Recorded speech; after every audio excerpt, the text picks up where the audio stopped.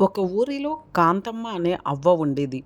ఒంటరిగా బతికీడుస్తున్న కాంతమ్మకి బీర అనే కుక్క తోడుండేది. ఒకరోజు అవ్వ అడవికెళ్ళి కట్టె పుల్లలు తెచ్చుకుంటూ ఉండగా ఒక బాతు కనిపించింది. ఒళ్ళంతా రక్తస్రావమై కొన ఊపిరితో ఉందది. కాంతమ్మ దాన్ని ఎత్తుకుని గాయాలకు పసరు రాసింది. ఆమె చికిత్సతో కోలుకున్న బాతు కాంతమ్మకి ప్రతిరోజు ఏటి లోపలికెళ్ళి చేపల్ని పట్టుకొచ్చి ఇస్తూ ఉండేది.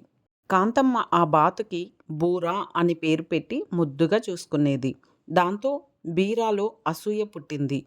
ఒకరోజు కాంతమ్మ కొడుకు సాయప్ప వస్తున్నాడని కబురొచ్చింది. అదే అదనుగా బీర బూరా దగ్గరికెళ్ళి రాక రాక వస్తున్న అవ్వ కొడుక్కి బాతు మాంసమంటే చాలా ఇష్టమట.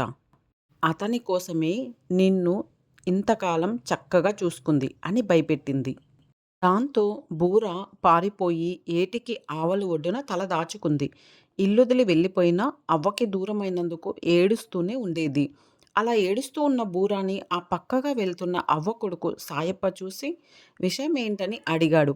ఆయనెవరో తెలియక బూర తన కథంతా చెప్పుకుంది.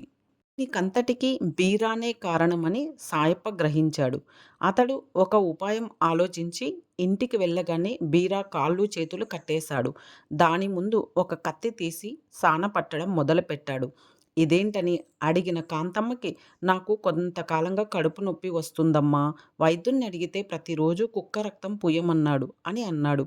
ఇది విని బీరా భయంతో పెద్దగా ఏడవడం మొదలుపెట్టింది. కాసేపు దాన్ని అలా ఏడిపించి బీర ఎలా భయపెట్టిందో కాంతమ్మతో చెప్పాడు సాయప్ప. అది విని పెద్దగా నవ్వేసిన కాంతమ్మ బీరాని దగ్గరికి తీసుకొని, సాయప్పలాగే నువ్వు బూరా కూడా నా పిల్లల్లాంటి వారే.